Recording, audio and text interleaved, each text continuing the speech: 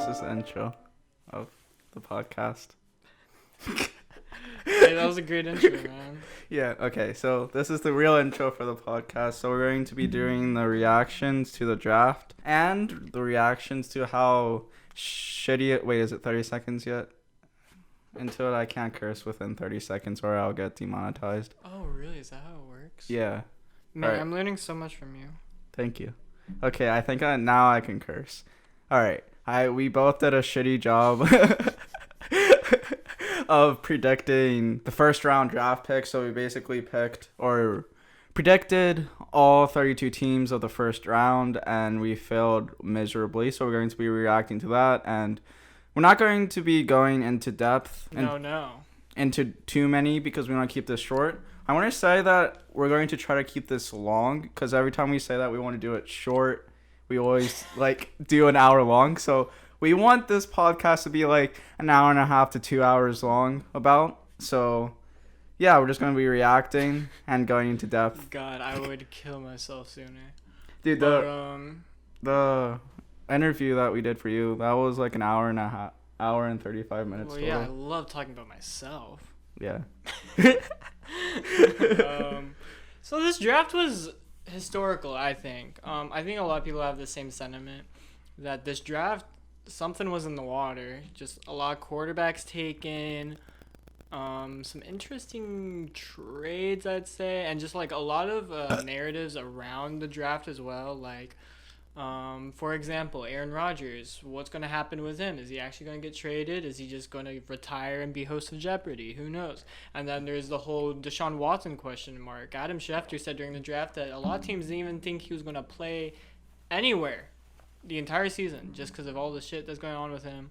And then also with the Saints and the Patriots, all their quarterback questions. Bears, they said Andy Dalton was QB1, but as we know, it's probably not true. And so a little free agency news, literally like 2 hours after we finished recording. Teddy Bridgewater is now a Bronco, and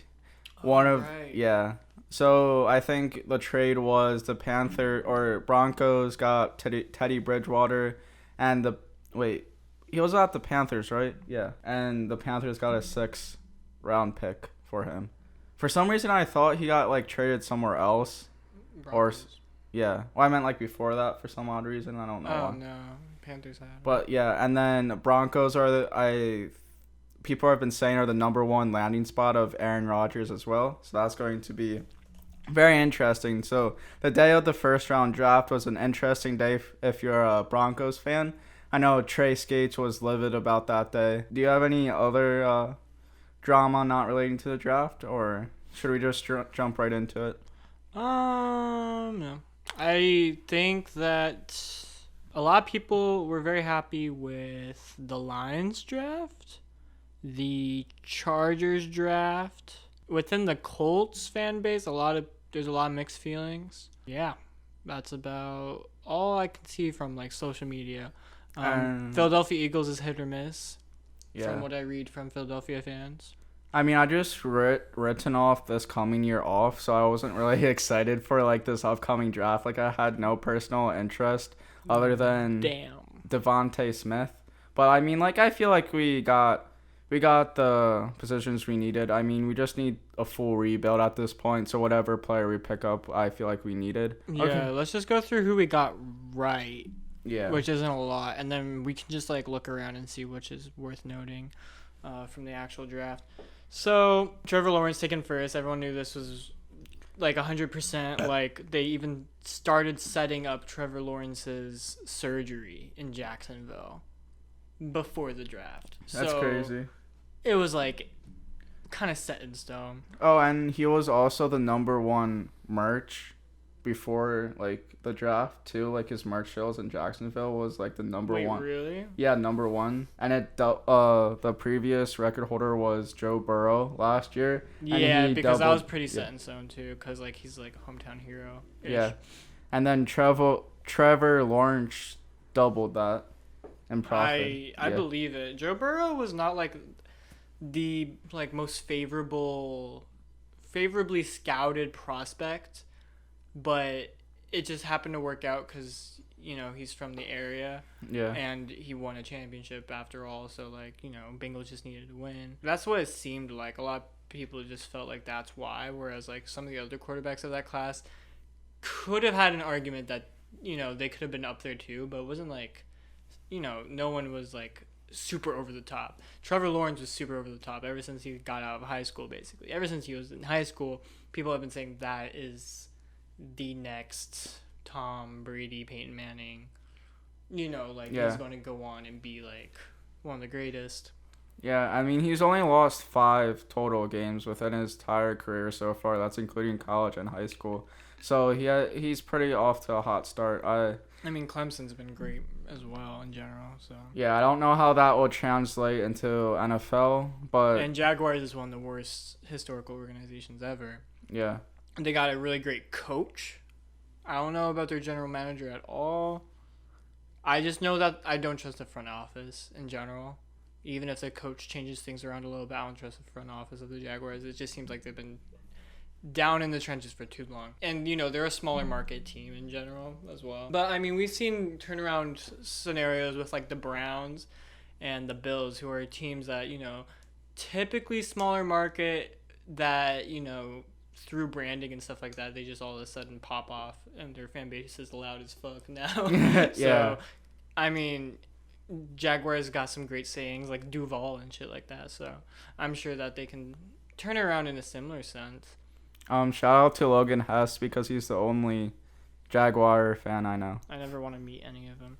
Although one of my favorite characters is from The Good Place. Yeah. Is a Jaguars fan. One of the funniest fucking bits about him is just that he's a Jaguars fan. They literally wanted because they knew it was going to be set in Florida, and then they wanted to choose like the worst Florida team. So like he's going to be from Jacksonville, so you can cheer for the Jacksonville Jaguars. That's so funny. I feel like the Jacksonville Jaguars is like the New York Giants, or AFC South or whatever they are. Yeah. Yeah. I would agree. I just feel like you can't hate on them because they're so bad. You kind of almost have to feel bad for them at some sort. Because I feel bad for the I would say Giants. Texans, Washington has some similarities-ish. Like, there's bad blood, but they're so back and forth. They're like, are they good or are they bad? And then also, like, Colts, Titans is the worst rivalry. Whereas, like, Cowboys, Eagles. Yeah. I just want to say, like, I feel bad for the Giants at this point.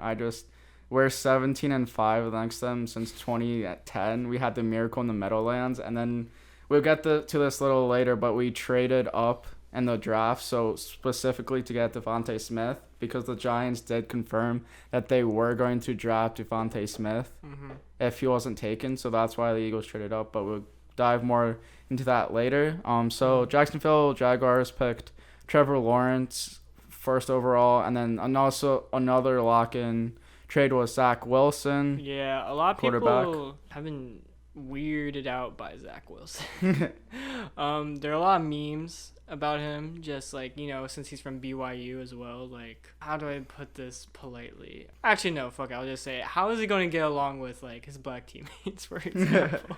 Because there's some memes as well of him taking photos with other people at the venue, other, like, prospects, and he's, like, looking around at them like he doesn't fit in. So there's that. He just looks like a little boy compared to Trevor Lawrence. Yeah. Trevor Lawrence is, like, build, like, wise, like, really big. I still don't like... Long face. Yeah. Zach Wilson has that kid face, and he's, not as big. He looks very talented on the field, don't get me wrong, but... I just don't like either of their faces, to be honest. Like, I don't like making fun of, like, people's faces because that's, like, something that they can't change or whatever. But, like, Trevor Lawrence and Zach Wilson's faces, there's something about it that I just want to, punch them, I don't know why. I think it's, like, they just look cocky, too. Yeah. Fucking Zach Wilson. Yeah, there's a lot of Utah stuff, like, oh, I'm not in Utah anymore, like stuff like that. It was really funny. But I don't know enough about the guy. And I trust, through just, like, talks that, the Jets organization, like, got a good sense of his character. Because, like, even if he, talent-wise, was the best prospect, I'm sure they do take character into it, especially Robert Saleh, the coach. Like, I'm sure he does take character into it. into count. So, and I don't know anything about Zach Wilson, but if Robert Saleh is taking him, I kind of trust that just because I know a bit more about Robert Saleh's character, as he was the defensive coordinator at the 49ers. And all of his players loved him. Great team leader, always super passionate on the field. So yeah. Do you want to quickly just go down the list of just the first round names, and then we can go into the ones that are most interesting? Because I want to list. First I was going to go over what we got right in the predictions. Oh, okay. So yeah, those were the 2 locks. And then apparently this wasn't as much of a lock as I thought it was. I just figured that Falcons were at pick 4. They don't necessarily need a quarterback, and it was pretty certain that the 3 ahead of them were going to take the best quarterbacks there. Not that I don't think there were quarterbacks worth taking for the Atlanta Falcons, but it's not like that was such a need. And also, Kyle Pitts has been, around the league has been there's been this narrative that he actually is the best prospect. Just because he's not a quarterback doesn't mean he's the best prospect. Will he be taken first? Absolutely not. But talent-wise, he's the best. And so a lot of people thought, it could go either way, that Falcons could take a quarterback. But I thought, since 3 quarterbacks were going to be taken before him, and it's not necessarily a need, might as well go with the best prospect in the draft, Kyle Pitts at 4. And I got that right. I was going to my original thing, if I wasn't going to do the ridiculous trade, because I didn't believe that the Eagles were actually going to trade up with the Falcons and do that trade. That was kind of just for the fun of the podcast, and if it happened, that would be just such an absurd thing to happen. But I was going to pick Kyle Pitts if I wasn't going to do that trade. Mm-hmm. But I just wanted to be ridiculous, so yeah, I picked Philadelphia Eagles. Yeah, picking up Justin Fields for that one. So I think it is worth mentioning, though, the 3rd pick, even though we both got that wrong. I said Justin Fields just because I genuinely felt like he should have been taken 3rd, regardless of what people say about who would be a good fit. I just felt like he was the 3rd best quarterback in this draft, and so he should be taken 3rd accordingly. I have no sense for what schemes they fit, what their character looks is when it comes to can they mold to certain organizations. But I just felt talent wise alone, Justin Fields should have been 3. Trey Lance, though, is just this kind of mystery guy. No one really knows. I guess that's kind of like Justin Herbert as well. Mm-hmm. No one knew exactly what he was capable of until he stepped on the field and just started making plays. And so it'll be interesting to see what Trey Lance what he ends up doing. And you said Mac Jones, just because that was the big rumor that 49ers only traded up just for Mac Jones, and they had that set in their minds. But I guess they got a bit cautious, or started getting doubtful about Mac Jones after talking further with him. I'm not sure. I think he always knew that he was going to go with the Patriots, but there's just so many rumors that he was going to the 49ers, just with all the discussions like you said. But just how he reacted, I mean, he did look kind of disappointed in why he was dropping so low and stuff. It kind of looked like he was a sad little puppy. Yeah, the narrative before the 49ers traded was Mac Jones will go to the Patriots because he is a mid-round pick. But 49ers went up and just stirred the pot, and that's why everyone was Mac Jones is going 3. And it wasn't does he deserve to go 3? No. Yeah. No one said yeah, Mac Jones deserves to go 3. It was just for some reason the 49ers are so sure this is their guy. And so that's why that was the narrative. But I just had a lot of doubts personally about that narrative. I knew that they would probably get doubtful about Mac Jones at 3. Just because, why would you? It doesn't seem like it's much of a... I don't think you're making any progress from Garoppolo, for example, if you take Mac Jones. Whereas Justin Fields and even, I would say, just from the little I've seen of Trey Lance, they offer something a bit more fresh or a different dynamic that could bring to the team, whereas Garoppolo just didn't have anymore, or if he had ever. And Mac Jones, I feel is in that same boat. He doesn't have as yeah, he doesn't seem just as dynamic, as mobile as the other 2 guys. And I feel with 49ers, with such a young offense that they are, they could be a fucking wrecking crew with a guy like Justin Fields. Yeah, I agree. Just moving around and shit like that. Yeah. So it just didn't make sense. Why would Mac Jones?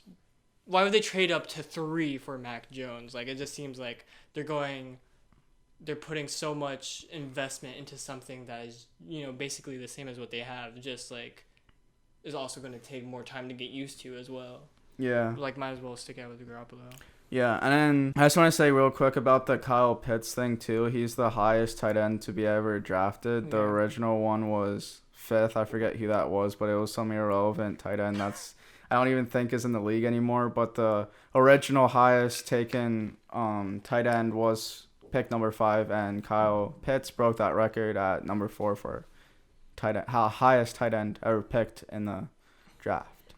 Yeah, I hear a lot of rumors that they're not even going to utilize Kyle Pitts as tight end. Just, I don't know if that's necessarily true. Like, might as well just keep him at what he's known to be doing. But yeah, he might be a wideout. Oh, really? I mean, it depends on like Julio Jones as well. Mm-hmm. If he stays after all, but yeah. I mean, after the draft, it kind of seems like everything, like rosters are pretty set in stone. Especially with like no big trades really happen after the draft because you're trying to acquire picks for the draft. Mm-hmm. But I mean, you never know. I mean, Eagles are still trying to trade away fucking Zach Ertz. Yeah. Which I think that the Zach Ertz dream for the Colts is dead now that we took a tight end ourselves in the draft. Yeah, I'm kind of disappointed in that because like I just want all this like Zach Ertz drama to go away. I thought everyone was going to say that they're going to use Zach Ertz as to get a higher placement within the draft and like draft or trade away before the draft. And before that, they were saying that he was going to get traded way early in the free agency, but that never happened. And I just feel bad for Zach Ertz too because like I feel like the Eagles have been just edging him on about trading and stuff, and it's really confusing. And I want Zach Ertz to stay, obviously, because like everyone loves Zach Ertz and I want him to stay and he's a good tight end. I just want this like Zach Ertz stuff to be over. But another one that we both got right, it's from the Los Angeles Chargers. I don't know how to pronounce that name. Rashawn Slater, offensive tackle. We both got that right. I mean, it was just everyone knew that Penny Sewell would probably be taken before then, and he was with the Detroit Lions. I thought he'd go to the Bengals, but Bengals decided we don't need to protect Burrow. Let's just get him his friend from LSU instead. I just feel like when you're getting sacked as much as you were with Joe Burrow, you have to like... I mean, he got taken out, basically. He was out of the season. Yeah, and I feel like... Well, everyone had the same sentiment as well, that, like, tackle class is pretty deep. Like, this was the thing with the Colts as well, since we needed a new left tackle. We could probably just get it in the second round, and we won't have to waste a first-round pick on a tackle and go, like, edge rusher first round. That's what everyone's thought was with the Colts draft, and we'll get into like what ended up happening there. As far as the Bengals went, they ended up in the second round. I need to find it. They took Jackson Carman, which a lot of people were surprised about, just because a lot of people felt like there were better tackles left than Jackson Carman. For example, Cosme was one that a lot of people were talking about, and Dylan Raduns. That the Titans took right before Colts were coming up. So a lot of people thought that was like, a little like divisional rival sort of thing. Like, oh, you need a tackle, let's take one away from you. But I think the Colts were pretty set on the guy they ended up taking the second round. So yeah, Cosme and Raduns, a lot of people were saying were like the better tackles that still haven't been taken yet, and yet they went with some guy, that Jackson Carman. It's like you already waited the second round and then you don't go with the best prospect left. It's kind of like a weird situation. But Chargers, they didn't even think about it. Same with Lions, they didn't even think about it. They just took the best tackle there in the first round. And Goff and Herbert are going to be very happy for that, I believe. As long as, they just adjust to the league well. Yeah. I don't know. I feel like I would rather pick an offensive tackle up, like the best offensive tackle within that position or offensive lineman over a wide receiver, or just I got disoriented for a second. Yeah, but I would you would think that done. Jamar Chase. Yeah. Okay. So yeah, I would honestly. I feel like I would pick the best offensive lineman within the draft over the entire draft. Yeah, in the entire draft over the best wide receiver in the entire draft. And that guy wasn't even confirmed like the best wide receiver. It was just like LSU guy. I mean, he was still top 3 for sure, but yeah. And then just because wide receivers, I wouldn't say that it's like easy to be a wide receiver, but comparatively to an offensive lineman, I feel like wide receivers adjust way much better to the NFL comparatively to offensive linemen, because it's so hard for an offensive lineman to adjust in the NFL. It can take usually 2 to 3 years. I mean, there's some like Quentin Nelson who just adjusts like immediately, but more often than not, an offensive lineman is going to take a lot longer to adjust in the NFL comparatively to a wide receiver, just because it's a lot harder position to play comparatively to a wide receiver, because you're getting like smashed by 300-pound defensive endmen, and it's like the NFL. So I would pick the best offensive lineman comparatively to the best wide receiver, because you can always get a really good wide receiver in the second round. So I just don't understand that. Yeah, I do believe that. Like, you have to, I don't know, like, I feel like you have to be like an insanely scouted wide receiver to be taken up this early when you have other like really important gaps to fill. Like, wide receiver definitely was still important for them, but not so soon. And it didn't seem like anyone was being like as scouted as, like, for example, Kyle Pitts or let's say like Megatron, for example, who was taken second in his draft. Wait, he was taken second overall? Yeah, I'm pretty sure. Oh, that's crazy. Calvin Johnson. And then the last correct answer from either one of us is that you correctly guessed Mac Jones going on the New England Patriots, which makes sense. Yeah, this was kind of a no-brainer to me. I just like I know there was all the 49ers like rumors and stuff like that, but I just talent-wise alone could not wrap my head around why anyone would take Mac Jones first 10 picks. But also I was very surprised the fact that Justin Fields slid so much. I think this was important to bring up. He slid past the Broncos, who could, use a quarterback, I would say.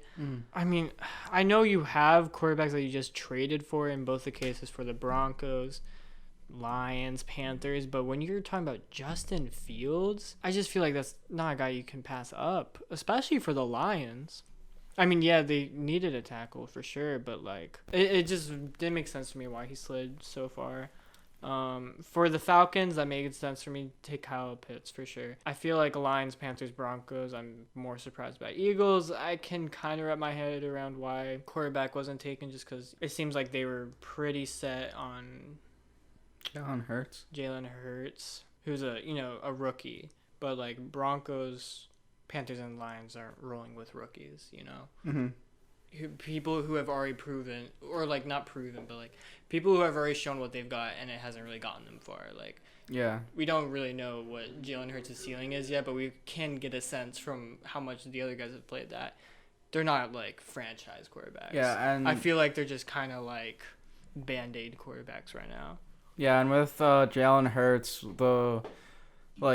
I think it's like 3 out of the 5 games he did play, he played lights out, like incredibly insane stats. I mean, he still has a lot of learning to do and growing, but like you said, he's just a lot better than what the other quarterbacks that you listed. And I just want to say quickly about Justin Fields. This is like the Chicago Bears like first like black quarterback picking up in such a long time. I feel like they haven't had like an African American quarterback, because they had Jay Cutler, Mitchell Trubisky, Nick Foles, and a bunch of like other white guys as their quarterback, and everyone's like memeing on them that they only like pick white quarterbacks, and they're kind of defeating that like stereotype that Bears only draft white guys for their quarterback position. And for me it's like I think Lions I'm not as mad with as like Panthers and Broncos, just because they took cornerbacks. Like tackles, like those are guys that you can stick around for a while and do really make an impact, especially like, they make quarterbacks way better. Cornerbacks though, like I refuse to believe, like Horn and Surtain I know are both good. I've seen them a lot play in the SEC because I'm an Alabama fan as well. I don't believe they're that so good to the point that you can pass up Justin Fields when you're not super set on quarterback. I refuse to believe that they're so set on Darnold or Bridgewater that they can pass up Fields. It just doesn't make sense in my head. Yeah, he's just such a good quarterback too, and he was like 3rd quarterback overall out of the rest of the quarterbacks. Like he was 3rd ranked. I don't even know how to describe that. Like, you know what I mean. So I'm just going to quickly go down just the first round of who went where, just for video sake and informational documentation sake. I'll do it real quick. I'm sorry if I butcher some of these names. So Jacksonville Jaguars got Trevor Lawrence. New York Jets got Zach Wilson. San Francisco 49ers got Trey Lance. Atlanta Falcons got Kyle Pitts. Cincinnati Bengals got Jamar Chase. Miami Dolphins got Jalen Waddle. Detroit Lions got Penny Swell. Carolina Panthers got J.C. Horn. Denver Broncos got Patrick Surtain II. Philadelphia Eagles got Devontae Smith. Chicago Bears got Justin Fields. Dallas Cowboys got Micah Parsons. Los Angeles Chargers got Rashawn Slater. New York Jets got Arul Tucker. New England Patriots got Mac Jones. Arizona Cardinals got Sven Collins. Las Vegas Raiders got Alex Leatherwood. Miami Dolphins got Jalen Phillips. Washington Football Team got Jermaine Davis. New York Giants got Kadarius Toney. Indiana Colts got Kwity Paye. Tennessee Titans got Caleb Farley. Minnesota Vikings got Christian Darson. Pittsburgh Steelers got Nahi Harris. Jacksonville Jaguars got Travis Etienne. Cleveland Browns got Greg Newsom II. Baltimore Ravens got Rashad Bateman. New Orleans Saints got Peyton Turner. Green Bay Packers got Eric Stokes. Buffalo Bills got Gregory Rousseau. And the Baltimore Ravens got, you want to say that one? Odafe Owe. Yep, that guy. Tampa Bay Buccaneers got Joe Tryon. And then that's the first round. I forgot to say their positions, but if you really want to know, you can look that up. So that was everyone picked in the first round. I'm not gonna lie, that was not the greatest pronunciations. Yeah, see, that's why I warned everyone on it. But did you say Nahi for Najee Harris? Najee, I don't even know. I'm pretty sure you said Nahi. I'm going to be so embarrassed like looking through that, but yeah, sorry for the bad pronunciation. Also, Elijah Vera Tucker, I don't know what you said. Yeah. I think you thought it was Alja or something. Yeah, I don't even know. I think you didn't see the I in there. Yeah.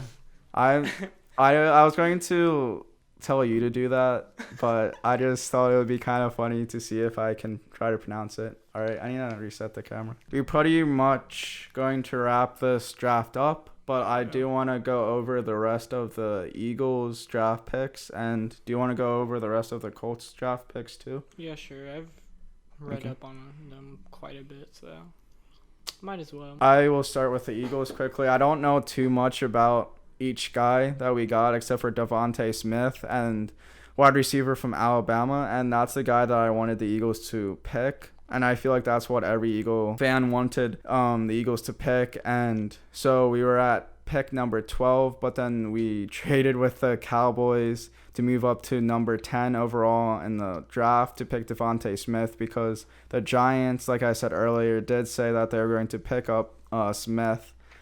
So we jumped in front of him, and you said this during the draft, and I thought it was so fucking funny, was that the Cowboys and the Eagles are like the big brothers of the NFC East, and they just always pick on the Giants, because they just tag teamed so that the Giants wouldn't get Devontae Smith.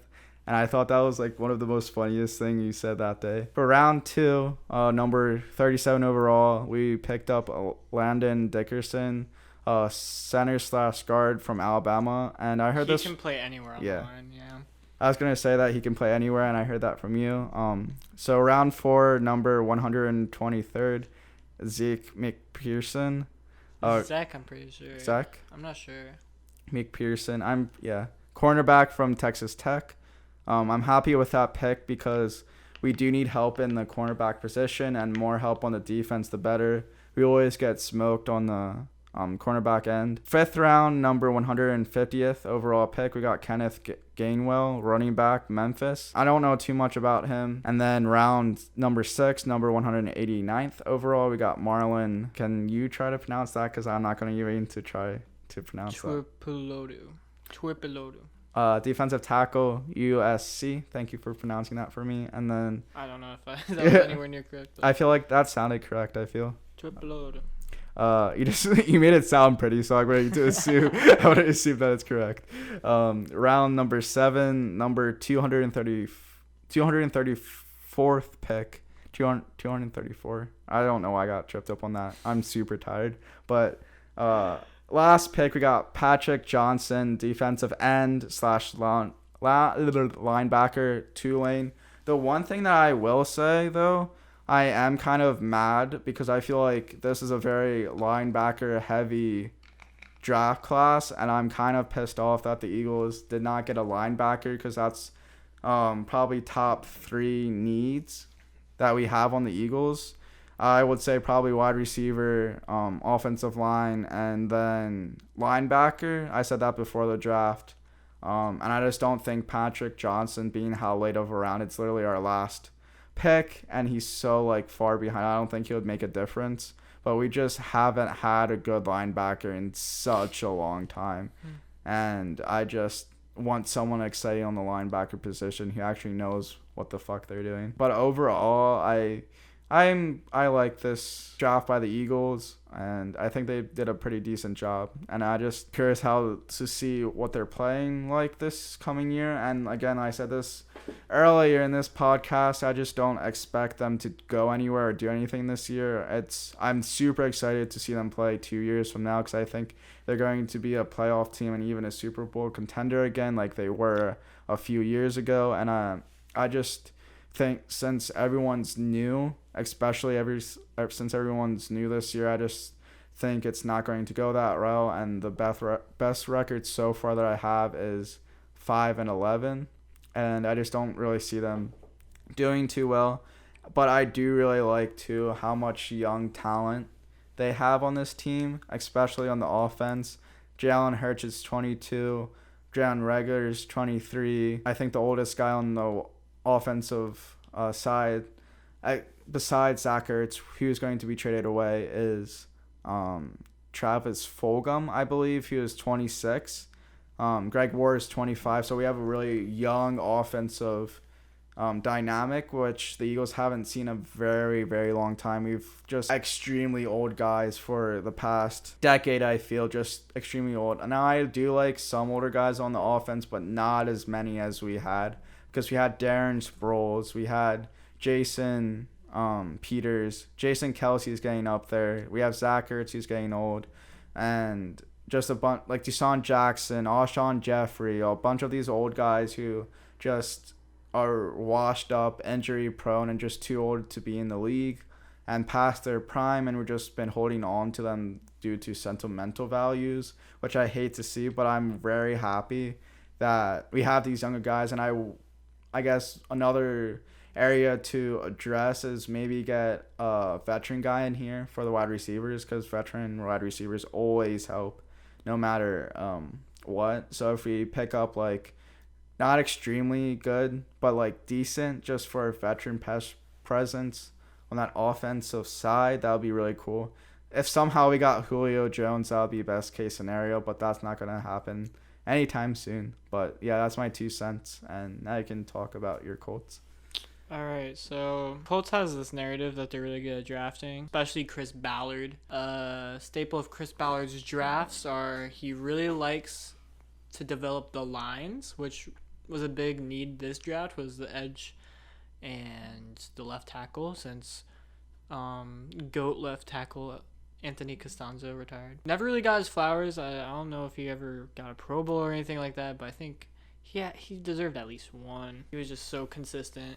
And to have him and Quentin Nelson, which is like the best left guard the league has seen in maybe a decade, I just feel like it's kind of it's rough that, you know, we're losing that. But at the same time, I don't feel like too worried about what's going to end up with the left tackle position, just because we do know Quentin Nelson's there, and you know any veteran presence just there at left tackle will do fine. I think, at least for now, it's kind of a band-aid fix this year, but I'm not too worried about it, especially since our center and our right guard, or maybe right tackle, I forget which position Braden Smith is, they're like above average for their positions. So like overall the line is still like pretty set. It's just like it sucks that the left tackle position is the one that's below average. But yeah, to really look at how like good our drafting is in this past all rookie team, we had 4 representatives. Oh wow. Yeah, Jonathan Taylor was obviously one of them, and then Jordan Glasgow, Isaiah Rodgers, and Blankenship, who was an undrafted free agent, though. Yeah, we actually had 3 of the special team spots. That's crazy. Because our special teams are typically really good. Mm-hmm. And I would argue that on defense we deserved a 5th, just because there was a point in the middle of the season that people were saying he was the defensive rookie of the year front runner, but then all of a sudden like other safeties started getting the recognition, and that is Julian Blackmon, just because he literally had game winner turnovers for us on multiple occasions in one season as a rookie, and I just feel like, well, that's quite the valuable player, you know. Mm-hmm. So yeah, he's not the most outspoken guy. He doesn't really put up like crazy numbers, but he has that clutch factor. And you know, when it comes to the safety position, that's so important. So yeah, that's you know, me sucking the Colts' dick for the last draft. It was just an amazing draft. And also Michael Pittman, who started really coming into form late in the season, who everyone believes is going to be like Wentz's favorite target, if not T.Y. Hilton, just because, you know, T.Y. Hilton's older. Yeah, a lot of people think it's going to be Pittman, who gets a lot of yards after catch, stuff like that. So yeah, so this draft, edge rush, left tackle, those are the 2 most important things. But it seemed like just through talks with Ballard and like the general manager before the draft that he wasn't really sold on the left tackle position.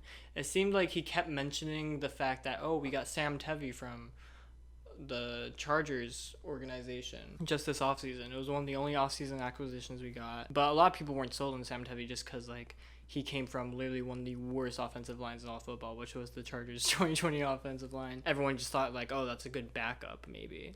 And we're going to draft a tackle in the second round. So everyone thought that edge rusher would be the first to go in the first round, just because people weren't sold on the tackles that would be available there. Might as well take one of the good edge rushers since there would be a good enough amount there. And we ended up getting Paye, which a lot of people felt like was a top 20 pick, but somehow he ended up sliding. And this was the Colts' like, apparently this was their number 1 guy. Like, this is the guy they wanted more than anyone else. They weren't going to hesitate if he was there. They were going to take him. Paye, awesome dude, great story, just a very dominant edge rusher. So everyone thought it was like, oh, we adjust the edge rusher problem, we're good. And then in the second round, and keep in mind we don't have a 3rd round pick either, we took Dayo Odeyingbo, edge rusher out of Vanderbilt. And then Twitter went fucking crazy. They went berserk. They're like, what the fuck are we going to do? A left tackle? Are you fucking kidding me? Shit like that. It seems like we are rolling with Sam Tevy, if not, like, trying to go out and get Eric Fisher, who's still in free agency from the Kansas City Chiefs. So I still think he's, like, a really good left tackle.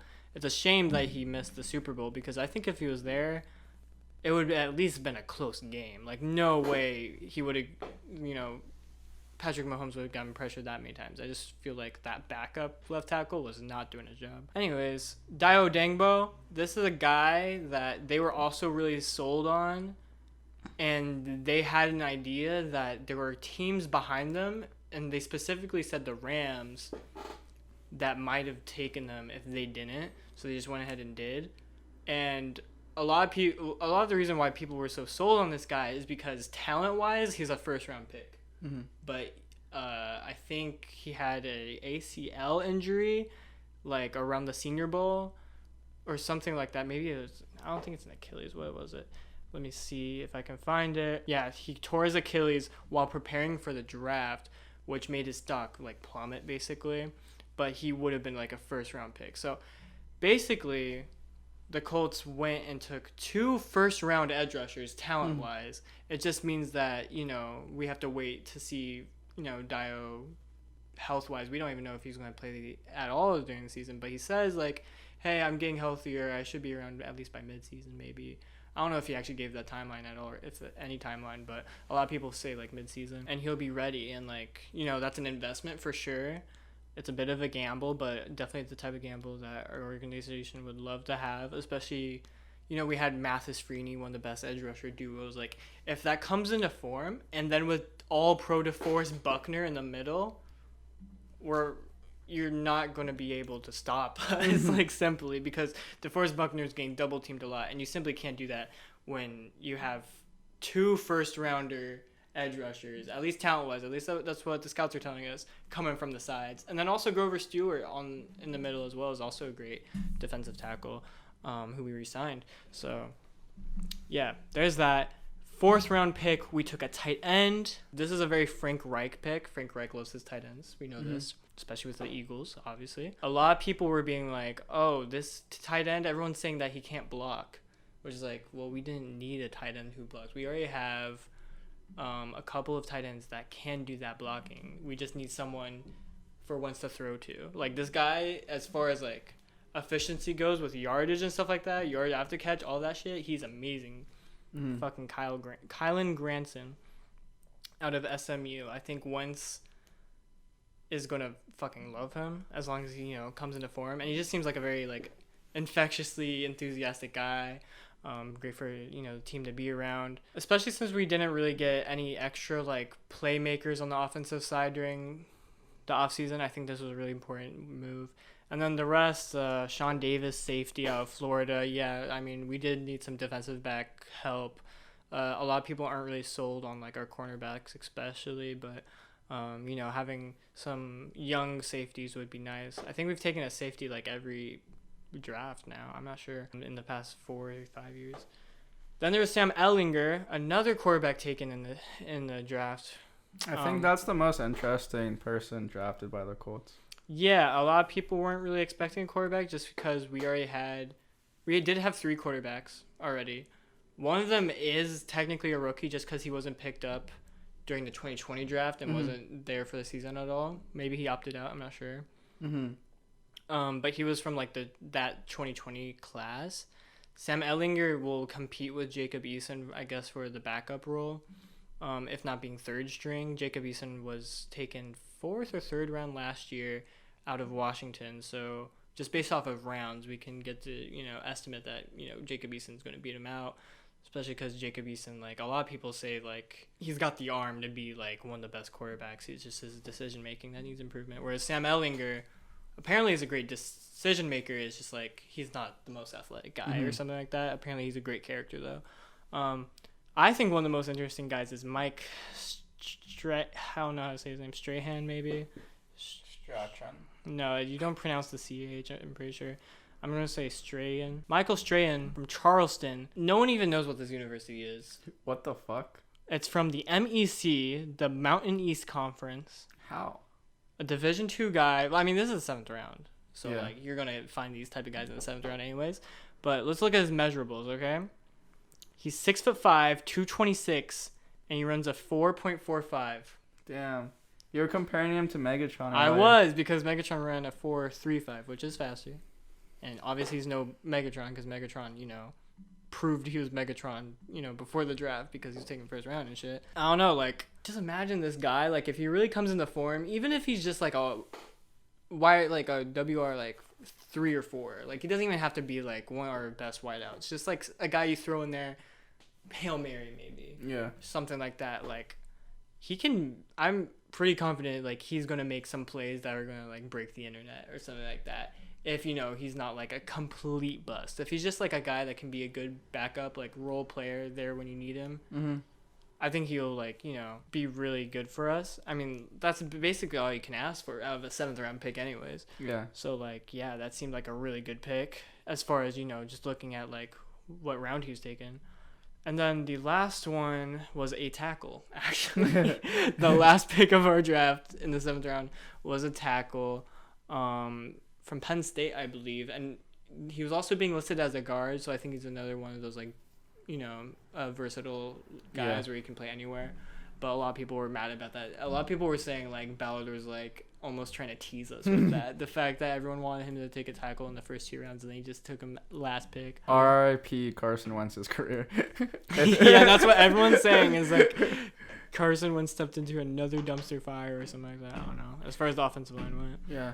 But, like, it's not the same because we still have a great line overall. It's just one position is a below average. Okay, I just want to preface this. Eagles' offensive line was top 3 in the league before last year, but fucking injuries got to us and we became like 32nd. Like it just that was how much of a drop we got, because literally all of our best guys except for Jason Kelsey got injured, and we were literally like we broke records with the most rotations between an offensive lineman and everything. Yeah. But before that, we were top 3 offensive linemen. And then I just want to quickly say, because like I'm always interested in running backs. I have like a fascination with running backs when Eagles pick them.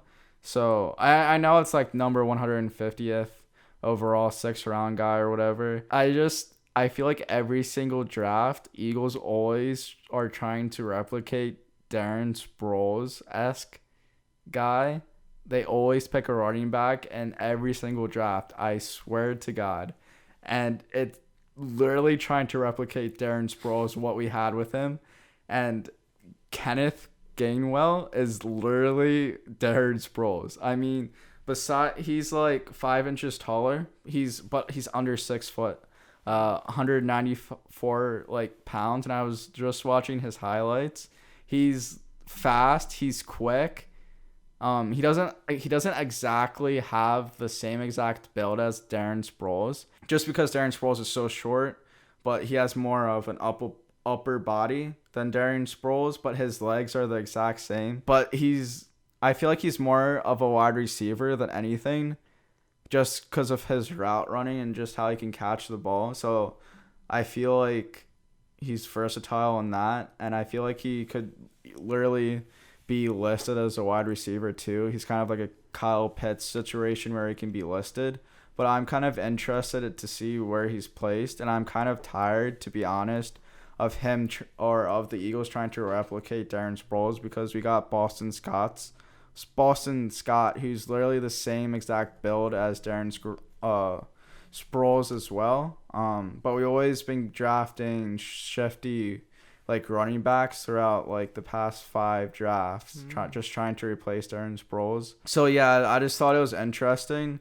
that we picked him up, and I've always fascinated ever since I've like put that pattern together, just to see what late round running back we pick up. I'm kind of tired of it because we need a huge back like Najee Harris. Najee Harris is big. Yeah, I really wanted Harris. I knew we wouldn't get him.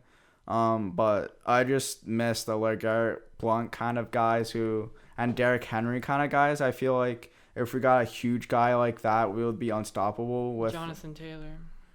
Jonathan Taylor's not a big running back. He's a big back. Like as far as like classifying him, we call him a big back.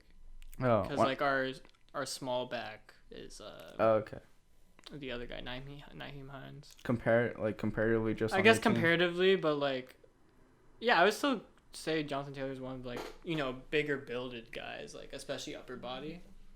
Really, I thought he's like a Miles Sanders-esque guy. I don't know how to spell. Jonathan. Oh my God. Google's just gonna correct. Jonathan Tyler. It's Taylor. Oh my goodness. What's his build? He's 5'10", 227. That's small. That's not small. Anything under 6 foot small. For a running back, that's not small. When I think, hey, we have the same birthday. I love him more. But when I'm thinking big running backs, I mean Derrick Henry big or LeGarrette Blount big over 6'3". He plays like a big running back. Yeah, when I'm talking about big running back, I mean dump truck. You will literally just. Well, yeah, Derrick Henry's he's huge. Yeah, but like he's not supposed to be a fucking running back at that height. Yeah. You know what I mean? Like that's. Yeah. That's like. Yeah, that's like top of that classification. Like that, he's a outlier, I would say. I just think of LeGarrette Blount too. He's huge. I just mean like someone. He would just absolutely tank someone. I guess LeGarrette Blount's only 6 foot. What? How come every running back's small? Why? 6 foot small?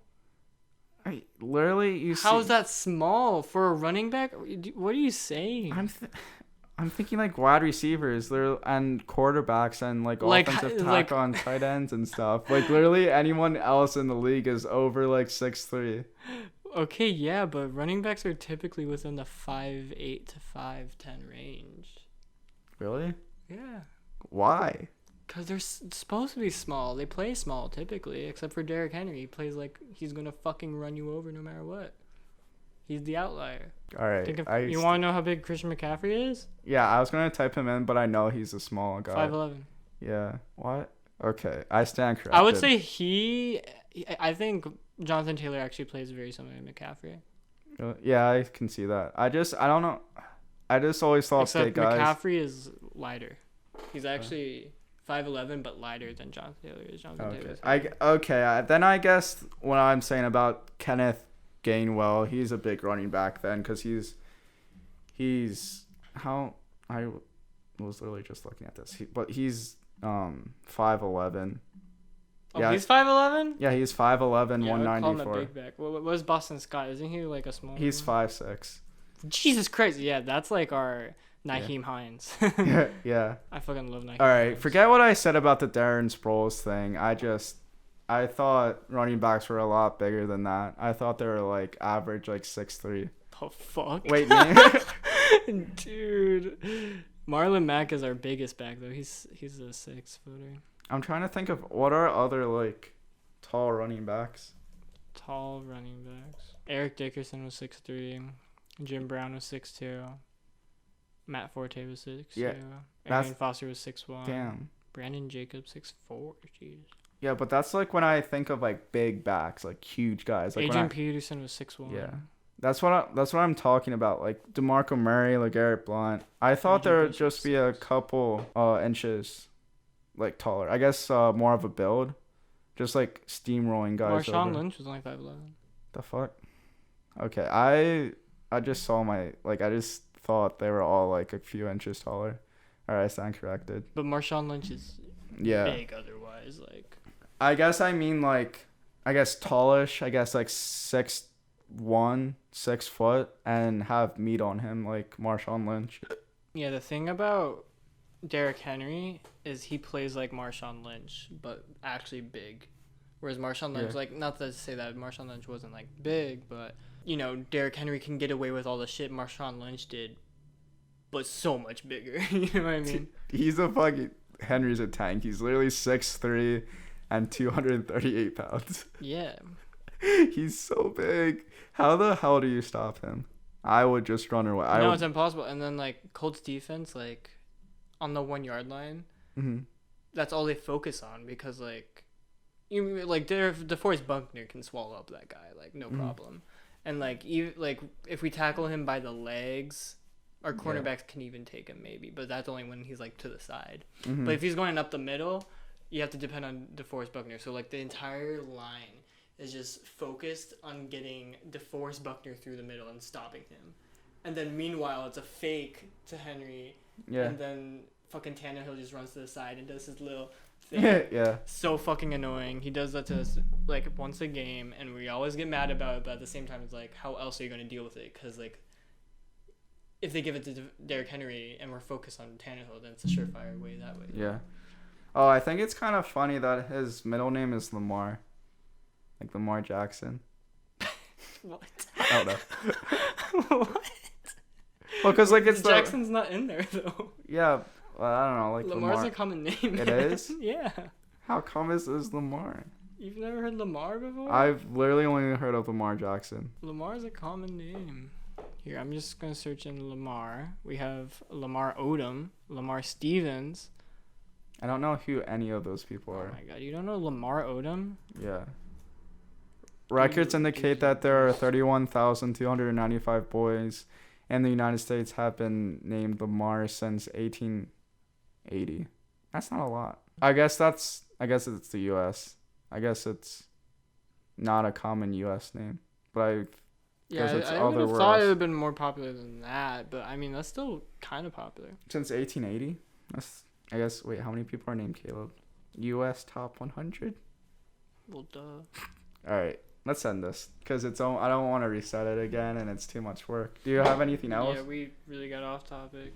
Do you want to say anything else or? No, that's all. Okay. Bye. Bye.